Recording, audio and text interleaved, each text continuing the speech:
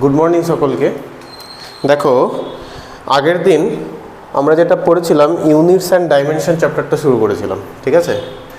আজকে ওটারই কিছুটা করে ওটা শেষ করে দেবো চ্যাপ্টারটা। দেখো, আজকে আমরা যেটা পড়বো, আগে লাস্ট যেটা পড়েছিলাম সেটা হচ্ছে স্কেলার, ভেক্টর, এই প্রপার্টিগুলো পড়েছিলাম। আচ্ছা, আজকে আমরা যেটা করব সেটা হচ্ছে কোহেশন আর অ্যাডিশন।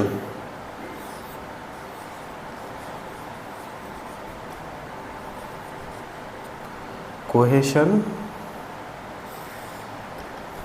অ্যান্ড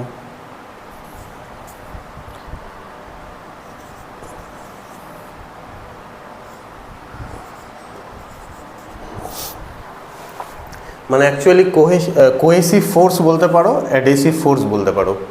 কোহেশনকে, এটাকে অনেক সময় কোহেসিভ ফোর্স,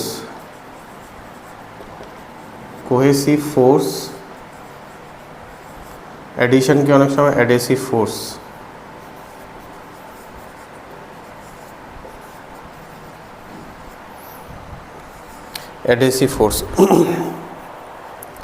আচ্ছা, কোহেশনটা কি? দেখো, কোহেশনটা হচ্ছে same substance, the attraction force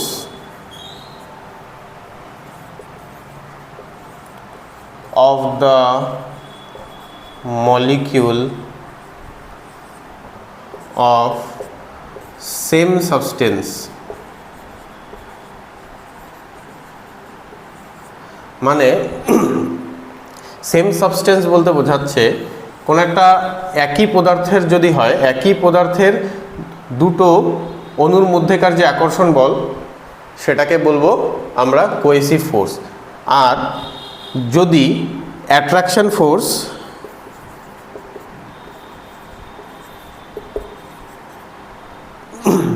of the molecule of the different substance যদি হয়,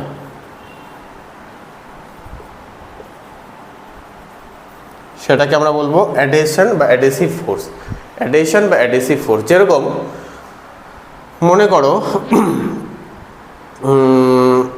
যেরকম একটা এক্সাম্পল দিচ্ছি, মনে করো অক্সিজেন। তাহলে অক্সিজেনের দুটো অণু আছে, তাহলে ও, ঠিক আছে। এই দুটোর মধ্যেকার যে অ্যাট্রাকশন ফোর্সটা যেটা, সেটা আমরা কোহেসিভ বলতে পারি, ঠিক আছে, কোহেসিভ বলতে পারি।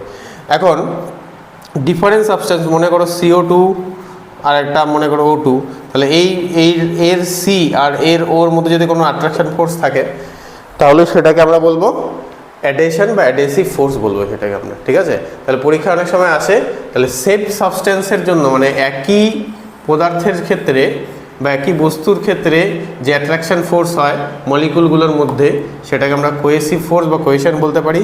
আর ডিফারেন্ট সাবস্টেন্স যদি হয়, সেক্ষেত্রে মলিকুলগুলোর মধ্যে যে অ্যাট্রাকশন হয়, সেটাকে আমরা অ্যাডহেশন বা অ্যাডহেসিভ ফোর্স বলা হয়, ঠিক আছে।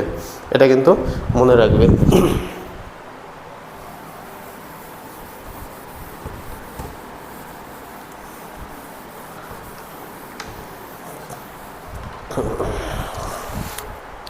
আচ্ছা, এখন আমরা smallest unit of length,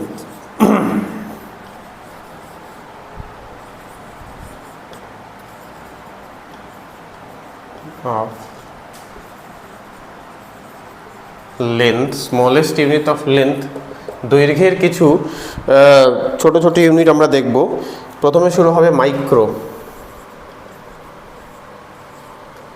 nano, pico, femto, বা এটাকে ফার্মিও বলা হয়, তারপরে অ্যাট্টো, জাট্টো আর ইয়াট্টো, ঠিক আছে। এগুলো মনে রাখবে।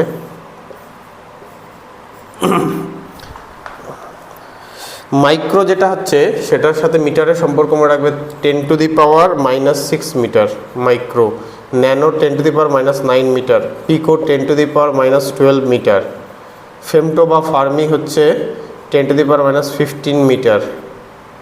আর অট্টো 10⁻⁻15 10⁻⁻18 মিটার।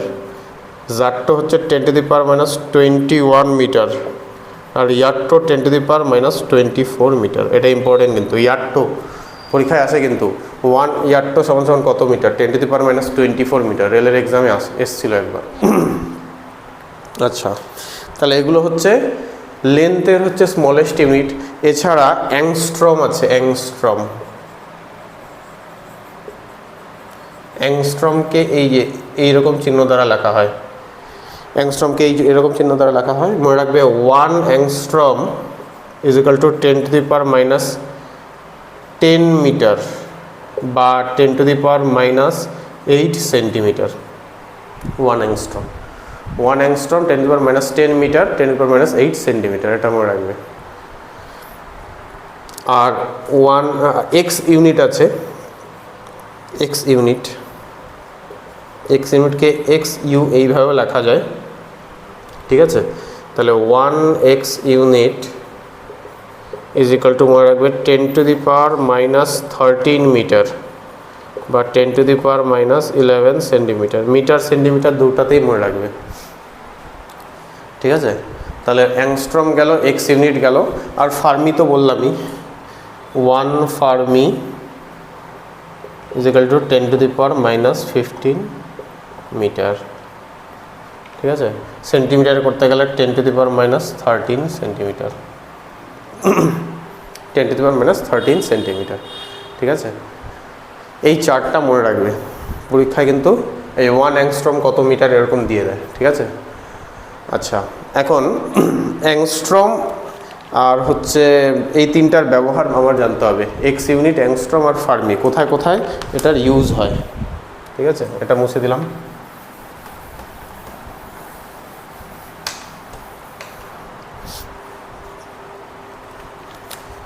আচ্ছা, মনে রাখবে এই ফার্মির ইউজ হয় হচ্ছে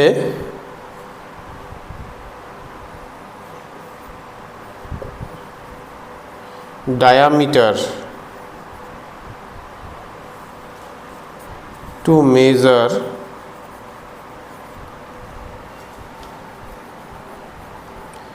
measure the diameter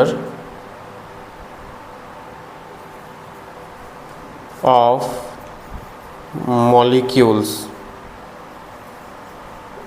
of an atom। তার মানে কি, একটা পরমাণুর ব্যাস, পরমাণুর মধ্যে পরমাণুর যে ব্যাসটা আছে সেই ব্যাসের দৈর্ঘ্য মাপতে ফার্মি ব্যবহার করা হয়, ফার্মি একক ব্যবহার করা মনে রাখবে, ঠিক আছে। তাহলে ফার্মি একক কোথায় ব্যবহার করা হয়, diameter of the nucleus of the molecule. আচ্ছা সরি এখানে একটু ভুল হয়ে গেল, অ্যাটমের নিউক্লিয়াস, ঠিক আছে।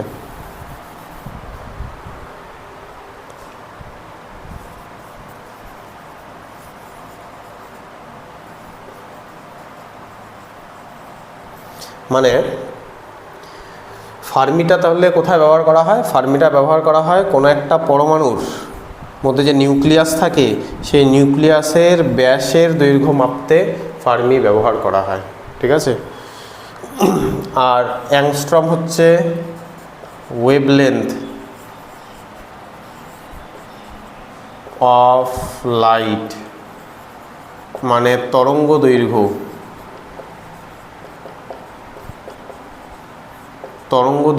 আলোর তরঙ্গ দৈর্ঘ্য অ্যাংস্ট্রম এককে মাপা হয়, মনে রাখবে, অ্যাংস্ট্রমে, ঠিক আছে, এককে মাপা হয়, ঠিক আছে। আর এইটা এক্স ইউনিট যেটা আছে এইটা হবে হচ্ছে টু মেজার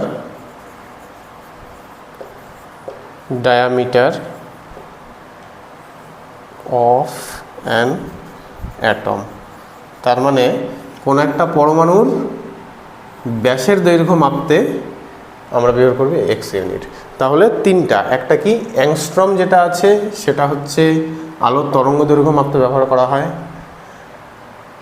এক্স ইউনিট কি পরমাণুর ব্যাস মাপতে ব্যবহার করা হয়, আর পরমাণুর মধ্যে যে নিউক্লিয়াস আছে তার ব্যাস বা ডায়ামিটার মাপতে ব্যবহার করা হয় ফার্মি একক। এই তিনটা মনে রাখবে, এই দুটো কিন্তু কনফিউশন হয়ে যায়। ফার্মিটা হচ্ছে পরমাণুর নিউক্লিয়াসের ব্যাস মাপতে ডায়ামিটার মাপতে, আর এক্স ইউনিটটা পরমাণুর ব্যাস মাপতে ব্যবহার করা হয়। এটা কিন্তু মনে রাখবে, ঠিক আছে? তাহলে এটা হয়ে গেল।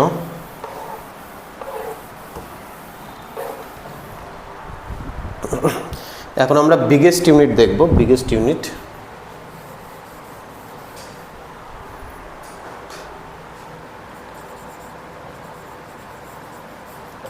বিগেস্ট ইউনিটস অফ লেন্থ কি কি আছে দেখো।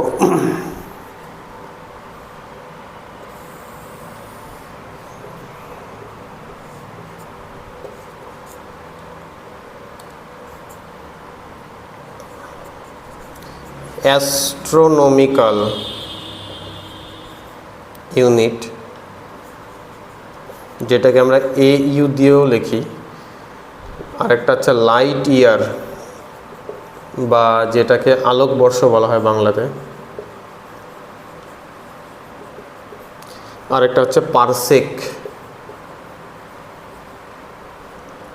পারসেক, এই পারসেক মনে রাখবে, এই পারসেক হচ্ছে biggest unit of length.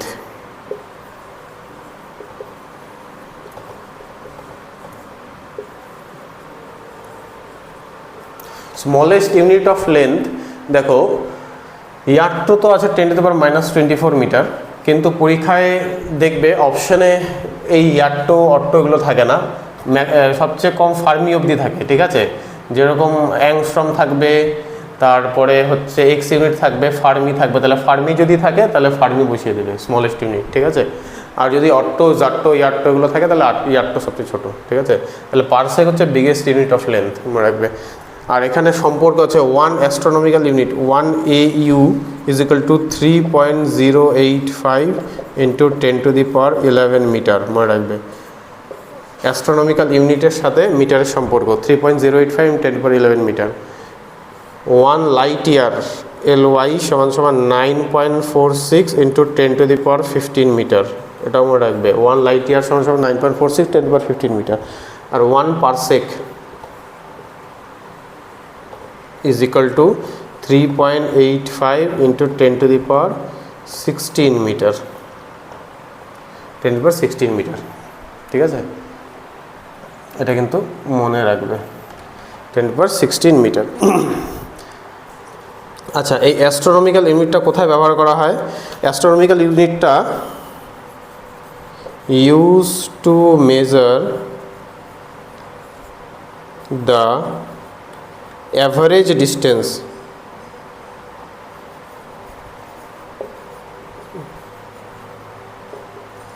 between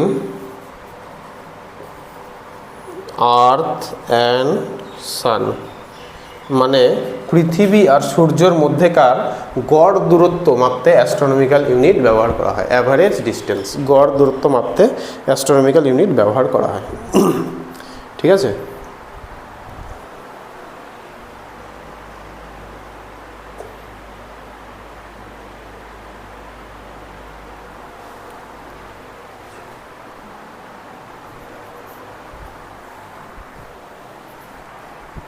আচ্ছা, এখন যেটা আমরা দেখব, বিগেস্ট ইউনিট অফ লেন্থ দেখে নিলাম। এখন বিগেস্ট ইউনিট অফ মাস, মানে ভরের কিছু বিগেস্ট ইউনিট আমরা দেখব, ঠিক আছে?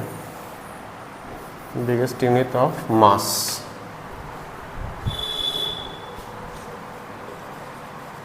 মাস মানে ভর, ভরের কিছু বিগেস্ট ইউনিট আমরা দেখব, ঠিক আছে? মনে রাখবে, এটা হচ্ছে মেগা, গিগা, টেরা, পেটা, এক্সা। এটা 10⁻6, পাওয়ারে 3 করে বাড়বে। এটা 10⁻9, 10⁻12, পেটা 10⁻15, এক্সা 10⁻18, 3 করে বাড়ছে, 6, 9, 12, 15, 18 মনে রাখবে। মেগা, গিগা, টেরা, পেটা, এক্সা, ঠিক আছে? এটা কিন্তু মনে রাখবে, পরীক্ষায় দিয়ে দেয় অনেক সময়। 1 এক্সা কত? 10⁻18, ঠিক আছে?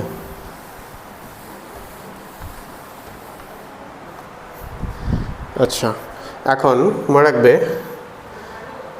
The biggest unit of the size of an object মনে রাখবে CSL চন্দ্রশেখর লিমিট।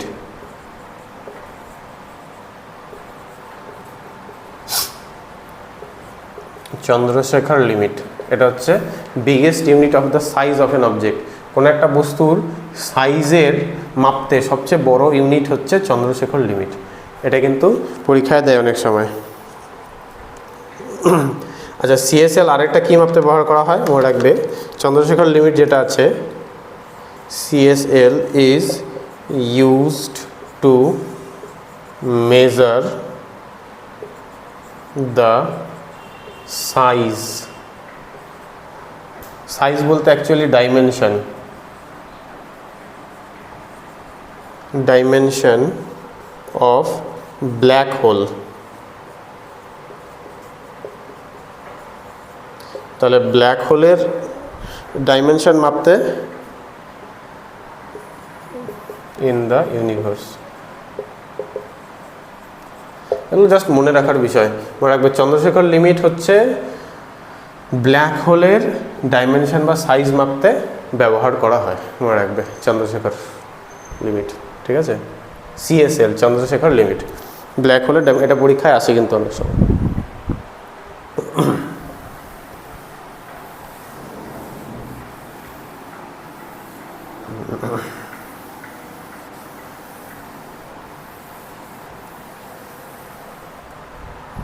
ঠিক আছে। আচ্ছা, এখন আমরা যে জিনিসটা দেখব সেম ডাইমেনশন পেয়ার কিছু আছে, এটা পরীক্ষা অনেক সময় আছে। সেম ডাইমেনশন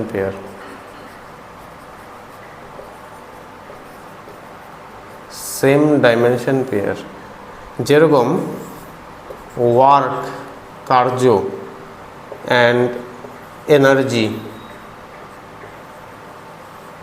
এই দুটোর ডাইমেনশন বা মাত্রা একই। সেটা কত? ml²10⁻²। মানে এই দুটো রাশির ওয়ার্ক মানে কার্য, এনার্জি মানে শক্তি, এই দুটোর মাত্রা কিন্তু সেম। সেই কারণে সেম ডাইমেনশন পেয়ার পরীক্ষায় আসতে পারে। এই ml²10⁻² কোন দুটো রাশির হচ্ছে মাত্রা? তাহলে ওয়ার্ক এবং এনার্জি।